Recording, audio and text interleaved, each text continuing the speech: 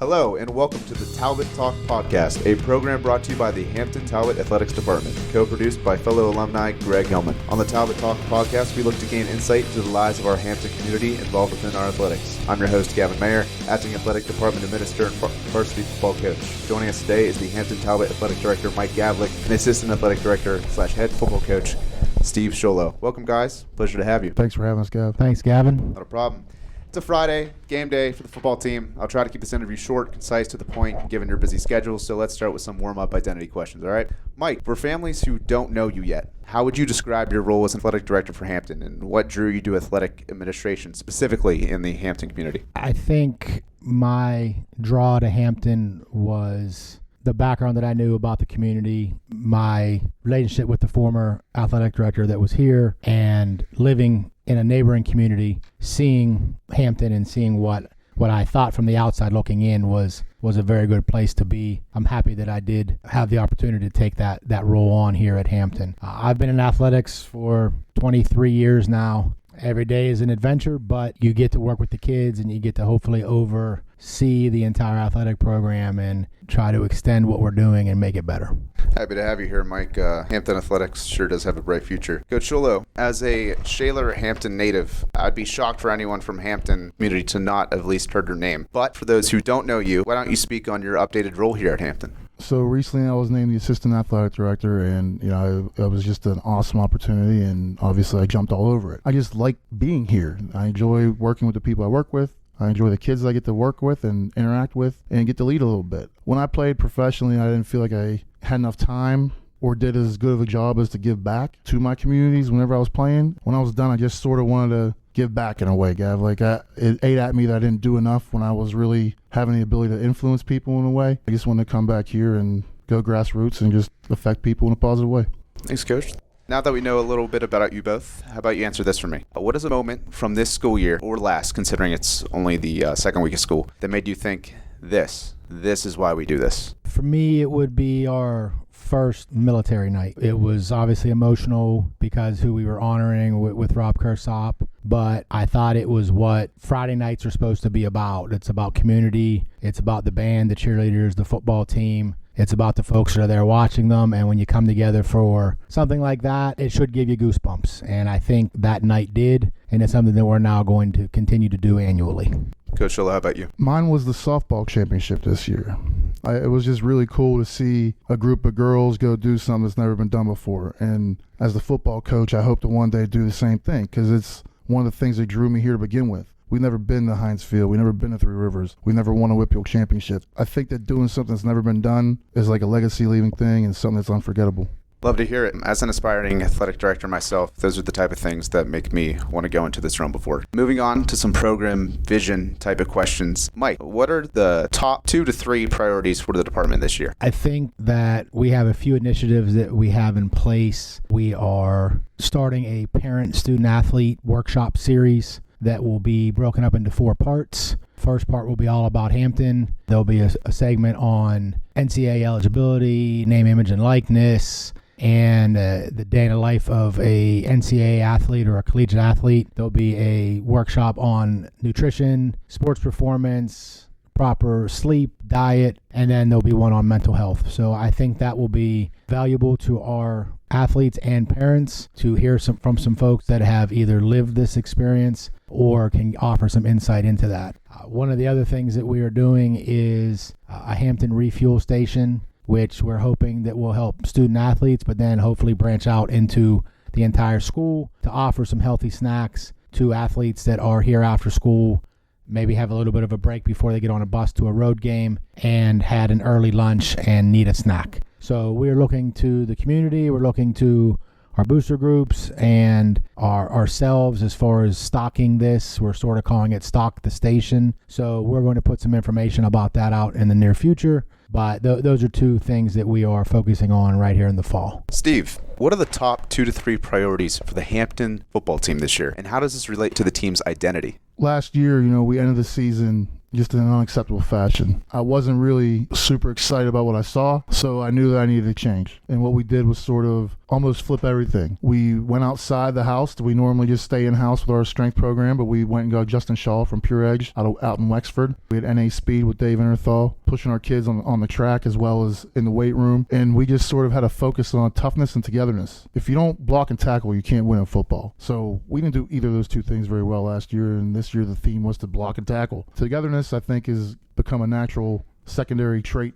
of having the toughness and the togetherness. It's hard to be apart when you're doing a physical sport together and you're all putting it on the line. It's easy to fall apart when half the team is being physical and putting on the line and the other half isn't. To bring them all together, letting that focus be toughness, has been a good thing for us. Hampton Athletics is definitely in good hands. In terms of culture, Mike, what does the Hampton, quote-unquote, Hampton standard look like for sideline behavior and fan experience? I think coming in here, there was already a reputation of good sports, good fans, and good student athletes. There's multiple sportsmanship banners here that have been won through the WPIL sportsmanship program. We need to continue, no pun intended, a tradition of excellence in that regards. It can be tough. Fans are that. They are sometimes fanatic. Sometimes away fans can be difficult. But I think what we need to do is focus on ourselves. Continue to do what we do, no matter what our opponent may or may not do. Hold ourselves to those standards and being good sports, recognizing the other team's achievements and giving them a round of applause. I actually saw it firsthand last night. Yes, there might have been some folks that didn't like calls on either side of the boys soccer game, but Obama Academy and Hampton soccer teams played very well last night. And at the end of the game, they came together and they both clapped for their fans, and the fans returned that acknowledgement of how well they both played, and everyone went home and everything was good. Sometimes it's not that easy, but we just have to remember at the end of the day, these are student athletes. They're not paid to play. The officials are high school officials. They are not professional officials. The folks in the stands are not officials. They're just there to support their kids and support their community. And I think we do a good job of that here, and I just hope to continue that. Steve, what does the quote-unquote Hampton standard look like for student-athlete behavior in general, not just football-focused? Yeah, so Gab, we want to treat everyone with respect and dignity here, and that's really what we ask out of our athletes. Sometimes when you are put in a prominent position, you are required to be a Talbot, and that means being good in the classroom, it means being good out in the community, it means being great on the field. And that's sort of what we look for, right? Citizenship, sportsmanship, scholarship. This question's for the both of you. If you could snap your fingers and solve one challenge in high school athletics, what would it be? There's a lot. I wouldn't even change a whole lot about high school athletics. What I would do is really talk to the NFHS and the officials and really have them hammer out solvable issues within the rule books for all sports that deal with player safety. We protect grown men that play football and make tens of millions of dollars better than we protect 15 to 18-year-olds who are playing for nothing. So I'd like to see that change. Mike? If I could wave a magic wand, I think what I would like to see is a return to putting education-based athletics first, our school community programs first. We all live right now in a world of fear of missing out. If I'm not on this team, I'm not good enough. And that's not always the reality. If you're working hard, if you're developing yourself, as Coach said, in the classroom, as a person and on the field, you'll be able to achieve some level of success in the sport that you would like to. If we could get back to focusing on playing for our schools and doing the best for our team that we're currently on, we as athletics in general, not here at Hampton, would be better off. It's not about me, it's about we. It's a concept that you hear a lot, but it really rings true because we have teams that come together and coaches have to really work on the culture of their programs because you have student athletes that play for multiple club, COP, AAU, 7-on-7 teams out in the general public, and they have to come back together here, and maybe when they play for a different team, they don't like each other, and now they have to learn to play together. So I would like to see us refocus that, and if that were something that I could wave a magic wand on, I think I would do that first. What do you hope this senior class leaves for the next one? That you hope every senior class leaves behind the program identity in a positive way, that they represented their community, that they represented their family, and that they were there for their teammates. When I got here, I told the coaches and I told the players that I met with the same things. Be coachable as an athlete, be a good teammate as an athlete, and then just be a good person. And I ask the coaches to be leaders, be able to communicate with their athletes, their parents, and to be a good person. And being a good person has nothing to do with sports. It just is something that I think if we can do every day, it will make us consistently better. And I hope that our seniors are able to do that, and when they leave here, take that with them.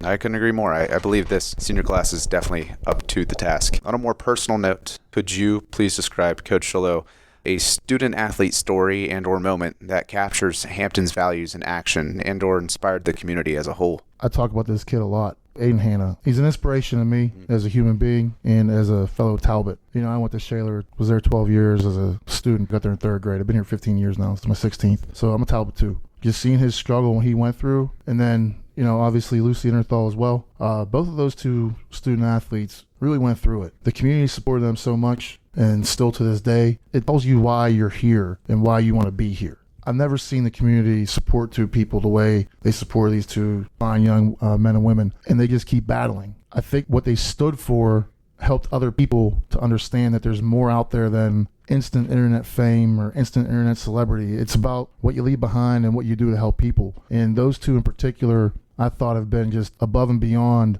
what you expect of a 17 or 18-year-old person to be able to do when they're facing severe life issues. And I think it's a kudos to everyone involved in the community, the teachers in the district, and just the people of the district, the rallying and everyone trying to find out ways to help. It was just awesome to see. You never want any of that to happen to anybody, but if it did here, you know you're going to have support. It's good to see kids supporting kids, adults supporting adults, and everyone supporting everybody, and it's really what we want. It sounds a little corny and hokey maybe, but if we all treat each other well, it's going to be a happy place. If we're tearing each other down, it's probably not. When we support each other and build each other up, that's Hampton. Coach touched on two that I knew coming in that I hadn't known prior to, and they were, you know, pretty extraordinary in what they've persevered with. I mean, we have little things that we've done that I think that show the community. We partner up with the Hampton Township Police Force, and we do presents for police, and we do that in the winter, and we take on that responsibility to try to give back to the community. I think people have rallied around it. It's something that we're going to continue to do. And I also think it's the little things, even just as recent. It wasn't necessarily within our community. I think it taught some lessons to our football players. The most recently over the weekend, there was an unfortunate bus accident with some Aliquippa junior high football students. We all heard about it. It was all kind of spreading through during our JV football game. What's going on? Everyone's checking social media, you know, to see what happened, hoping everyone's okay. Coach Scuillo and I were talking, and we just kind of said, like, this would be a good opportunity for our kids to understand, like, it's important to give back and to acknowledge some people. So we reached out. We took a trip up to Aliquippa this week, and, you know, the youth football, the junior varsity football, the middle school football, and the varsity football family, as we call it, got together and made donations of gift cards and snacks and drinks, and we got up there and met with their athletic director and superintendent, and I think there's value in that. I think there's value in our student athletes understanding that it's more than just what they do on the field, and being able to give back and just to help someone out in that time of need, I think is part of being on an athletic team. If nothing else, Hampton Athletics definitely has provided the community with a sense of hope. Thanks, guys. I mean, that was great. Now, on a lighter note, to finish this interview, I'm going to list a series of rapid-fire questions. You must answer in one word/phrase. Most underrated job on a game day crew? Field man. Umpire. Early kickoff or under the lights? Under the lights. Lights. Rain game essential you always pack? I have to have the Gore-Tex full suit. Waterproof jacket. I've had the same pants since I got here in Hampton 15 years ago. Favorite concession stand item? Not the walking taco. I'm going to date myself here. The best was whenever the original Minios in Squirrel Hill would bring the pizza for the lacrosse games when the kids played here. One word that describes Hampton Athletics this year? Pride. I may be wrong on this, but I think no one's lost yet, so undefeated. That's great. Mr. Gavlik, Coach Scuillo, thank you very much for your time, and good luck the remainder of this school year. Once again, I'm your host, Gavin Mayer. Till next time on Talbot Talk.